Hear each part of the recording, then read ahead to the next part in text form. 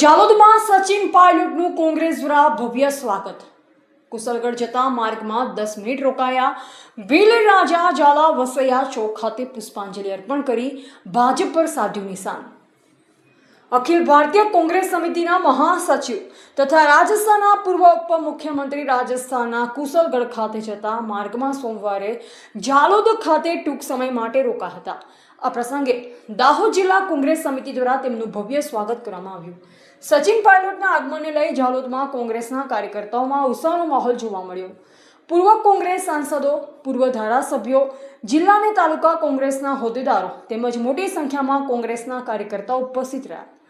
ઢોલકુંડીના તાલ સાથે કુમકુમ ચાંદલો કરી તેમનું સ્વાગત કરવામાં આવ્યું। ત્યારબાદ આગેવાનો અને કાર્યકર્તાઓએ ફુલહાર પહેરાવી આવકાર્યા હતા। જાલોદ ખાતે અંદાજે 10 મિનિટના ટૂંકા પ્રવાસ દરમિયાન સચિન પાયલોટે ભીલ રાજા ઝાલા વસૈયા ચોક ખાતે પ્રતિમાને પુષ્પહાર અર્પણ કરી શ્રદ્ધાંજલિ વ્યક્ત કરી।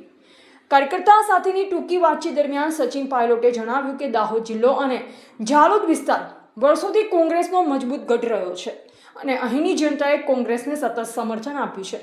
અમદાવાદથી રાજસ્થાનના કુશલગઢ જતા માર્ગમાં જાલોદ ખાતે મળેલ ઉષ્માભરી આવકાર બદલ તેમણે કોંગ્રેસના કાર્યકર્તાઓનો આભાર વ્યક્ત કર્યો। આ દરમિયાન તેમણે ભાજપ સરકાર પર પ્રહાર કરતા જણાવ્યું હતું કે ગ્રામીણ વિસ્તારોમાં વિકાસની ગતિ સંતોષકારક રહી નથી।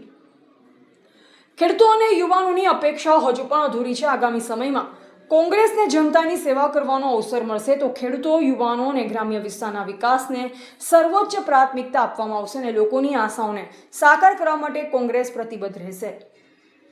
રિપોર્ટર હિતેશ પ્રજાપતિ, દાહોદ। यस, आज गुजरात का दौरा है सर, क्या कहेंगे? आज यहाँ पर आना हुआ और मुझे बड़ी खुशी हुई। हमारे सभी जो कांग्रेस परिवार के सदस्य हैं, कार्यकर्ता हैं, नेता हैं, उनसे मुलाकात हुई और ये पूरा इलाका हमेशा से समर्थन दिया है कांग्रेस पार्टी को।